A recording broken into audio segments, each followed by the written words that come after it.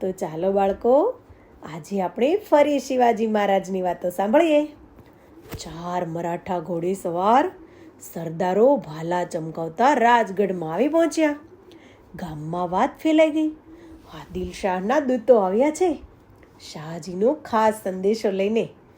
બીજાપુરની બડી બેગમ એટલે કે આદિલ શાહની માં શિવાજીને મનાવવા માંગે છે, કારણ કે દિલ્હી હવે બીજાપુરને ગળી જવા તૈયાર થયું છે. તેથી બડી બેગમને સમજાઈ ગયું કે શિવાજી સાથે વેર રાખવામાં કોઈ સાર નથી. તેથી તેઓ શાહજીને મોકલી શિવાજીની પોતાની બાજુ ખેંચવાનો પેતરો રચે છે. પણ બાળકો, શાહજીને સ્વરાજ્યમાં આવવાનું નિમંત્રણ તો શિવાજીએ મોકલ્યું હતું. શિવાજી હવે કંઈક નવો જ દાવ ખેલવા માંગે છે. શિવાજીએ પણ બીજાપુરના દરબારની મનની વાતની અળકણ બાંધી શાહજીને આમંત્રણ મોકલ્યું છે. બીજાપુર નરમ પડે તો મોગલ સરદાર શાહિસ્તખાનને સંભાળવાનું શિવાજીને બરાબર પડવડે. બીજાપુર સાથેની મંત્રણા સફળ થાય તો શાહજી મહારાજનો મર્તબો બીજાપુરમાં વધે. આમ એક કાંકરે 3 પક્ષીઓ મારવા, આવું શિવાજી મહારાજે ગોઠવી રાખ્યું છે. ઘોડેસવાર તો સંદેશવાહકો શિવાજી મહારાજ સામે હાજર થયા. પોતાનું નિમંત્રણ સ્વીકારી પિતા શાહજી મહારાજ સ્વરાજ્યમાં આવવાના છે એ જાણી શિવાજી તો ખૂબ ખુશ થઈ ગયા. તરત જ સ્વાગતની તૈયારીઓ શરૂ થઈ. રાજમહેલની અટારીઓ પર આ શુભ સમાચારની વધામણી ખાતા ચોઘડિયાઓ ગુંજી ઉઠ્યા. ચારે બાજુ આનંદ મંગલ વર્તાવા લાગ્યા. બાળકો, તમને ખબર છે, શિવાજીના પિતાજી 20-22 વર્ષ પછી ફરીથી સ્વરાજ્યમાં આવવાના હતા. કંઈ ઓછા વર્ષ પિતા પુત્ર દૂર નહોતા રહ્યા. પિતા પુત્ર તો ઠીક, પણ બાળકો, જીજા માતા પણ પોતાના પતિથી ઘણા વર્ષો દૂર રહ્યા હતા. તો આજે આ મુલાકાતના અનેક કારણો હતા, પણ શિવાજી મહારાજ માટે તો મહત્વનું એક જ કારણ હતું: પિતાજીને મળવાનું સ્વપ્ન. પિતાજીની ઈચ્છાઓ, પિતાનું સ્વપ્ન પોતે કેટલા અંશે સિદ્ધ કર્યું છે તે પિતા શાહજી પોતાની જાતે જ જુએ અને આશીર્વાદ આપે. બસ શિવાજી માટે તો આટલું જ મહત્વનું હતું. જેજુરી ગામમાં ખંડોબાનું જૂનું મંદિર, ત્યાં જ પિતા પુત્રની મુલાકાત યોજાઈ. સ્થાન નક્કી થયું. મુલાકાત માટેનું મંગળ મુહૂર્ત કાઢવામાં આવ્યું. બાળકો, તમને એમ લાગતું હશે કે આ પિતા પુત્રને મળવાનું કંઈ મુહૂર્ત હોતું હશે, પણ આ મુઘલ લોકોએ આપણા શિવાજી અને એના પિતાને એટલા બધા દૂર કરી દીધા હતા કે શિવાજીના પિતા ન ઈચ્છતા છતાં આદિલ શાહને ત્યાં નોકરી કરતા હતા, અને આ બાજુ શિવાજી પોતાના પિતાથી દૂર રહી અને સ્વરાજ્યની સ્થાપના કરી રહ્યા હતા. ઘણું જ કઠિન હતું પિતા પુત્રને મળવાનું. તેમ છતાં જ્યારે મળવાનું નક્કી થાય ત્યારે તો આનંદ જ હોય ને. તેથી આખું ગામ ધજા પતાકાથી સુશોભિત બની ગયું. સેનાપતિઓ અને આગેવાનો રાજ્યની સીમા તરફ શાહજી મહારાજના સ્વાગત માટે એકઠા થઈ ગયા. શાહજી મહારાજ કર્ણાટકથી રવાના થઈ જેજુરી તરફ આવી રહ્યા હતા, અને તેમની આંખો સામે વીતેલા જીવનની ઘટનાઓ તેને દેખાતી હતી. સ્મૃતિઓ, તેની યાદો ઉછાળા મારી રહી હતી, અને પોતે મનમાં ઘણું બધું વિચારી રહ્યા હતા. લગભગ 40 વર્ષો પહેલાં પોતાનો વિદ્રોહ નિષ્ફળ ગયો. જીજા માતાને સગર્ભા અવસ્થામાં એકલા છોડી પોતે દૂર ભાગવું પડ્યું. એ દિવસોથી આજ સુધીમાં કેવી ઉથલ પાથલો થઈ ગઈ હશે. સ્વરાજ્ય સ્થાપવાનું પોતાનું અધૂરું સ્વપ્ન સાકાર કરવા જતાં પુત્ર શિવાજીને અને પોતાને પણ કેવી કસોટીઓમાંથી, કટોકટીઓમાંથી પસાર થવું પડ્યું. આ બધું જ શાહજીના મન પર આવી રહ્યું હતું, અને પુત્રને મળવાની ઉત્સુકતા પણ ખૂબ જ પ્રબળ હતી. ગામે ગામ સ્વાગત સ્વીકારતી શાહજી મહારાજની સવારી આખીર જેજુરમાં આવી પહોંચી. ગામમાં તો જાણે મેળો ભરાઈ ગયો.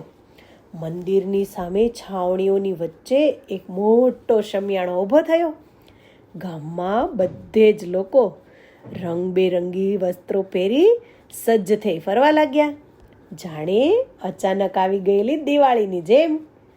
જેજુરીમાં શાહજી મહારાજ પ્રવેશ્યા કે તરત જ એક સેનાપતિ નેતાજી પાલકર અને તેમની સાથેના ઘોડેસવારો શાહજીને માનવંદના અર્પણ કરી રહ્યા હતા, અને એ સાથે જ રસાલાને આગળ લઈ જવામાં આવ્યો. શાહજી મહારાજનો હાથી મંદિર સામે આવી ઊભો રહ્યો. મહારાજે નીચે ઉતર્યા. વેદ મંત્રો અને મંગળવાદ્યોના ધ્વનિ સાથે મંદિરની અંદર માથું ટેકવ્યું. અંદર જીજાબાઈ રાહ જોઈને બેઠા હતા. ઘણા વર્ષ પછી પતિ પત્ની આજે મળ્યા. મંદિરના પુરોહિતોએ બંનેને મંત્રોચ્ચાર સાથે ખંડોબાની પૂજા કરાવી, આરતી થઈ અને પ્રસાદ પણ વહેંચાયો. તો આ બાજુ શિવાજી પિતાના દર્શન માટે મહેલથી નીકળી ચૂક્યા હતા. ઉઘાડા પગે શિવાજી ચાલતા હતા, ચુનંદા ટુકડીઓની સાથે. પાછળ એક ઘોડેસવાર ભગવો ધ્વજ લઈને આવતો હતો, અને શસ્ત્ર સજ્જ સૈનિકો, અલંકારોથી સજ્જ હાથી, ઘોડા અને આભૂષણો, થાળમાં કિંમતી વસ્ત્રો લઈ ચાલનારા અનુચરો અને બાળકો. આ બધું શું હતું? આ બધી સામગ્રી શાહજી મહારાજની ભેટ ધરવાની હતી. શિવાજી મંદિરના દ્વારે પહોંચ્યા. શાહજી અંદરથી પ્રવેશદ્વાર તરફ પાછા આવ્યા. બંને સામસામે આવી ગયા, પણ વચ્ચે પડદો હતો. કેવો પડદો હતો? એકબીજાનું મોઢું પણ ન દેખાય. અને સામસામે તો દેખાવાની વાત જ ક્યાં! અગાઉની વિધિ હજુ બાકી હતી. શિવાજીના મનમાં તો ખૂબ ઉત્સુકતા હતી. નીચી નજર કરી પડદા નીચેથી પોતાના પિતાના જે ચરણો દેખાતા હતા એના તરફ તેની આંખને ઠેરવી દીધી. વચ્ચેના રેશમી પડદા નીચે ઘીનો એક થાળ ગોઠવાયો. પૂજારીની આજ્ઞા થઈ, મહારાજ ઘીમાં પ્રતિબિંબ જુઓ. અને પછી બાળકો બંને પિતા પુત્રએ થાળમાં દ્રષ્ટિ કરી એકબીજાનું મુખનું પ્રતિબિંબ નિહાળ્યું. મુખ દર્શનનો વિધિ થયો. એની સાથે જ તોપ, નગારા, દુદુંભી આ બધાના નાદથી વાતાવરણ ખૂબ મજાનું બની ગયું. પડદો હટી ગયો. પુત્રે આગળ વધી પિતાના ચરણનો સ્પર્શ કર્યો, અને ચારે બાજુથી ફૂલની વર્ષા થઈ ગઈ. ચારે બાજુ આનંદ ઉભરાઈ ગયો. આનંદ વેશપૂર્વક પુત્રને પોતાના પિતાએ આલિંગનમાં જકડી લીધો. પછી પોતાની સામે નતમસ્તક થઈ ઊભેલા પુત્રને સામે શાહજી તો આશ્ચર્યથી જોઈ રહ્યા. આ જોઈ શિવાજીએ પૂછ્યું, શું થયું? શાહજીએ કહ્યું હસીને, વિચારું છું કે અફઝલ ખાન જેવા પ્રચંડ રાક્ષસને કુસ્તીની સલામી જેટલી વારમાં એક પળમાંથી કેવી રીતે હણ્યો હશે? એમ કહી અને ફરીથી શિવાજીની પીઠ થાવડી. શિવાજી પણ ગદગદ બની ગયા. ત્યાં જ શિવાજીનો નાનો પુત્ર સંભાજી દોડતો આવ્યો. પિતામહ પાસે પહોંચી તેના ચરણ સ્પર્શ કરી લીધા. પછી તો બાળકો ચારે બાજુ દ્રશ્ય આનંદ વિભોર બની ગયું. જય જયકાર થયો. શિવાજીએ પોતાના પિતાના માટે લાવેલ ભેટ અર્પણ કરી અને ભોજન માટે આમંત્રણ આપ્યું. શાહજી મહારાજ માટેની પાલખી આવી. પાલખીમાં બેસવા જતાં શાહજી મહારાજે પોતાની મોજડીઓ ઉતારી. તેમના સેવકો મોજડી લેવા આગળ વધ્યા, પરંતુ શિવાજીએ તેને ઇશારાથી રોક્યા, અને શિવાજીએ પોતે પોતાના પિતાની મોજડીને હાથમાં ઉંચકી લીધી. પાલખી આગળ, અને છેક જ્યાં સુધી ઘર ન આવ્યું ને ત્યાં સુધી શિવાજી મહારાજે જાતે મોજડીઓ ઉંચકી. પુત્રની નમ્રતાથી પિતા તો આજે ખૂબ આનંદિત થઈ ગયા.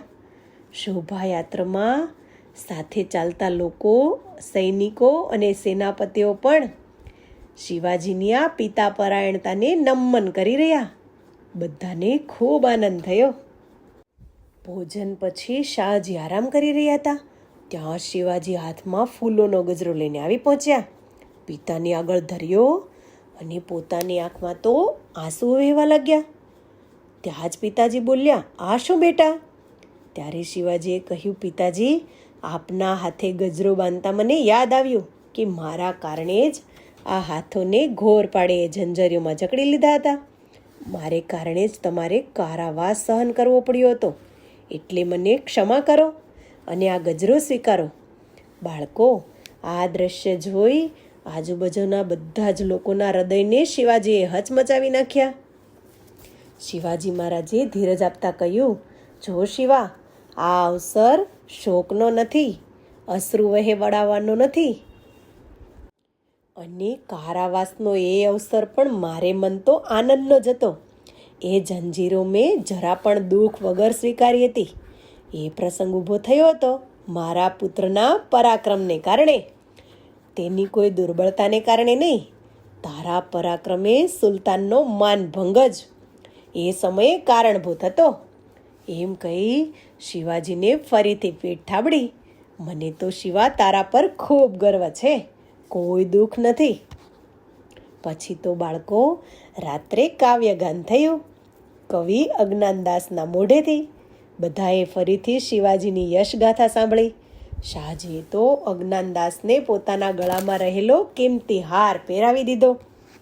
પછી તો બંને પિતા પુત્ર 15થી 20 દિવસ સાથે રહ્યા. અને હવે પછી શું કરવું એની બધી જ યોજનાઓ બનાવી વિચાર વિમર્શ કરવા લાગ્યા. અને કહેવાય છે કે એ વખતે શાહજી મહારાજની સૂચનાથી રાજગઢને રાજધાની બનાવવાનું નક્કી થયું હતું. પછી તો પિતાએ પોતાના પુત્રને આશીર્વાદ આપી ત્યાંથી વિદાય લીધી. બાળકો, હજુ તો શિવાજી મહારાજનું ચરિત્ર ખૂબ મોટું છે. જો તમને આનંદ આવતો હોય તો આપણે આખું ચરિત્ર પૂરું કરીશું. બરાબર ને? તો ચાલો, આવજો.